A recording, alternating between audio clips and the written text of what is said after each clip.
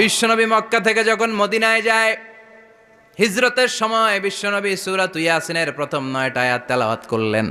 তেলাওয়াত করে আল্লাহর নাম নিয়ে ঘর থেকে বের হলেন। আশেপাশে কাফেররা ঘুরে কিন্তু বিশ্বনবীরে দেখে না, সবাই খেলে এরকম এরকম করে, ডানে বায়ে হাতায় বিশ্বনবীর সামনে দিয়ে যায়, কিন্তু কাফেরদের চোখ অন্ধ করে দিয়েছে কে?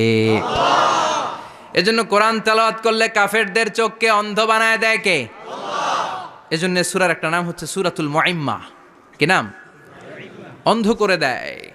তাফসিরে কুরতুবির মুসান্নিফ ইমাম আল কুরতুবি, ওনাকে জালিম বাদশা বন্দী করেছিল। ওনার তাফসিরে এসেছে উনি শক্তিশালী লোক ছিলেন, জেলখানা ভেঙে বাঁচার জন্য দিছে দৌড়। ওনারেও ধরার জন্য জালিম বাদশার সৈনিকেরা ঘোড়া নিয়ে রওনা হয়েছে। উনিও দৌড়ায়, ঘোড়াও পেছন থেকে আসে। ওমিয়া মানুষ কি ঘোড়ার দৌড়ের সাথে পারে?